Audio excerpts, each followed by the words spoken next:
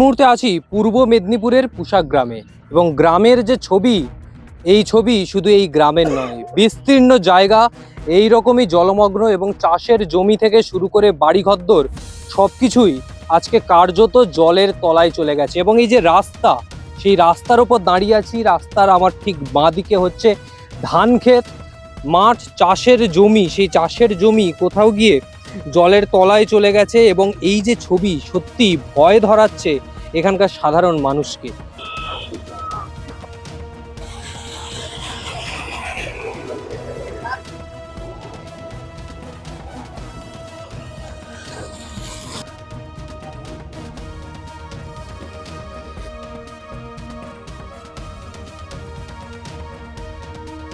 কি মনে হচ্ছে এই জল কতদিন লাগতে পারে নামতে? এই জল মিনিমাম আপাতত 15 দিনে সে কমে নামবে না স্যার। এই জল বিশেষ করে এই মাঠের জল 1 মাস সময় লেগে যাবে। হ্যাঁ, 1 মাসের কমে হবে না, তখন আমাদের চাষ আর রোপণ হবে না। মানে আশ্বিন মাসে কখন রোপণ করে কখন চাষ হয় না। এই জন্য আমাদের খুব কঠিন বিপদের মুখে আমাদের পড়ে গেছে এবছর। তাই স্যার হচ্ছে আমি আপনাদের কাছে এবং সরকার, মানবিক সরকারের কাছে এইটুকু আপাতত অনুরোধ করব, যাতে মানুষ আপাতত ঋণের বোঝা থেকে আপাতত রেহাই পায়, এইটুকু দৃষ্টি আকর্ষণ করতে আমি সরকারের কাছে অনুরোধ করব। এবং আমার নাম শ্রী মনোরঞ্জন গিরি। হ্যাঁ, পোশাক 33 নম্বর বুথে আমি বুথ সভাপতি। তাই বলছি মানবিক সরকারের কাছে যাতে আমাদের গরিব মানুষকে বাঁচানো যায় এই 2026-এ, এটা হচ্ছে এই দিক থেকে দৃষ্টি আকর্ষণ করেন।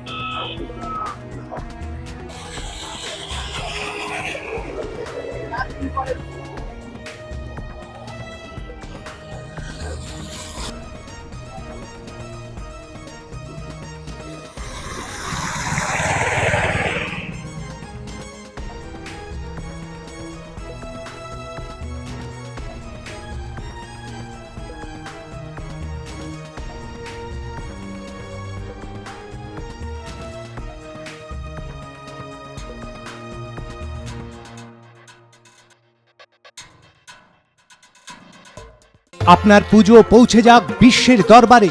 প্রতি বছরের মতো এবারও আর+ নিউজ নিয়ে এলো শারদাঞ্জলি সেরা সম্মান 2026। অংশ নিতে সকাল 10টা থেকে সন্ধে 6টার মধ্যে সরাসরি যোগাযোগ করুন আমাদের অফিসে অথবা কল করুন 9836323248 এই নম্বরে। শারদাঞ্জলি শুধুমাত্র আর+ নিউজে। এই গ্রামে মোট কতজন বাসিন্দা রয়েছে? এই গ্রামে মিনিমাম 250 থেকে 300 লোক। কতগুলো বাড়ি তাও এই গ্রামে? বাড়ি 130 বাড়ি। তো অধিকাংশ বাড়িতেই জলের তলা, হ্যাঁ কয়েকটা কেবল ওপরে রয়েছে। হ্যাঁ, 10 থেকে 15 ঘর। এই গ্রামে যারা রয়েছেন, এই যে চাষের জমি, আপনাদেরও তো চাষের জমি রয়েছে, তা কি করবেন? এই তো অবস্থা জল এরকম ডুবে গেছে, আমরা কি করবো? আমাদের ক্ষতি অনেক হয়ে গেছে। স্যারকে বলবেন আমরা যাতে এই ঋণ থেকে মুক্ত, মানে আমরা যে লোন নিয়েছি চাষবাস করে যে লোনটা শোধ করবো, যাতে কিভাবে পরিশোধ করা যায় সেটা স্যারকে বলবেন। এবং আমরা যে কারেন্টের বিল যে কোথা থেকে দেবো সেটা তো আমাদের, সেটার জন্য কিছু স্যার মানে বলে। এখন তো কোনো কারেন্ট নেই তো এখানে? না, এখানে কারেন্ট আসেনি। বিভিন্ন জায়গায় দেখলাম জলের কল পর্যন্ত ডুবে গেছে। হ্যাঁ। পানীয় জল কোথা থেকে পাচ্ছে? আমাদের সরকার থেকে দিচ্ছে। সরকার থেকে দিয়ে যাচ্ছে। হ্যাঁ। কতবার ত্রাণ দিয়ে যাচ্ছে দিনে? অনেকবার, প্রত্যেকদিন মানে 3 বেলা করে ত্রাণ দিয়ে যাচ্ছে। কি কি দিচ্ছে ত্রাণ? এই সকালে মুড়ি চানাচুর, আর দুপুরে ভাত, আর আবার বিকালে মুড়ি চানাচুর, আবার রাত্রে খিচুড়ি দিয়ে যাচ্ছে। সরকার ভালো পরিষেবা দিচ্ছে। হ্যাঁ। কি রে, তোর বেশ র্যাশ হয়েছে দেখছি। হ্যাঁ রে, কি করবো বলতো, র্যাশগুলো কিছুতেই কমছে না। অনেক কিছু ইউজ করলাম তবুও কমছে না। তুই এম্বার গৌরীদেবী হসপিটালসে দেখাতে পারিস, ওখানে ভালো এক্সপিরিয়েন্স ডার্মাটোলজিস্ট আছে। গৌরী দেবী হসপিটাল, রাজবাঁধ, দুর্গাপুর। যোগাযোগ 8001003333, 8001113333।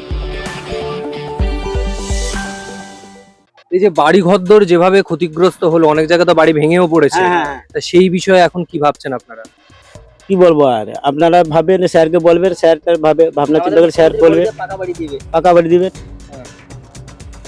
সব আমরা কি করবো আর। গতকাল তো অগ্নিমিত্রা পাল এসেছিলেন, এটা কি এসেছিলেন, কি বললেন আপনাদের?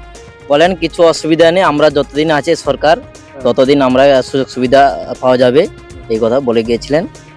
আচ্ছা, তা কত বছর পর এরকম বন্যা হলো এখানে? কত বছর, এটা প্রত্যেক বছরই হয়, এবছরই বেশি ক্ষয়ক্ষতি হয়ে গেছে মোটামুটি। তো জল নামতে তো এখনো তাও সপ্তাহখানি একটু সময় হ্যাঁ, লাগবে। বেশি 15 দিনের বেশি লাগবে জল। অনেক বেশি যায়। এই বন্যাটা প্রত্যেক বছরে তিনবার করে বন্যা আসে, এরকম করে ডুবে যায়। আমরা চাষবাস করেছি, চাষবাসে প্রচুর ক্ষতিবিতি হয়ে গেছে মানুষ, মানে এই যে চাষবাস অনেক ক্ষতিবিতি, এই যে বীজ জানো অনেক ক্ষতি হয়ে গেছে। এই পরিস্থিতি দেখতে পাওয়া যাচ্ছে ঠিক এই গ্রামটায়। শুধু এই গ্রাম না, পূর্ব মেদিনীপুরের বিস্তীর্ণ জায়গার আজকে এই একটাই ছবি উঠে আসছে। কবে জল নামবে তার কোনো ঠিক নেই, কিন্তু আগামী সময় তারা কিভাবে নিজেদের জীবিকা নির্বাচন করবেন, কিভাবে জীবিকা এগিয়ে নিয়ে যাবেন, সেটাই দেখার। ক্যামেরায় সুচারুর সঙ্গে রিক, আর প্লাস নিউজ, পূর্ব মেদিনীপুর।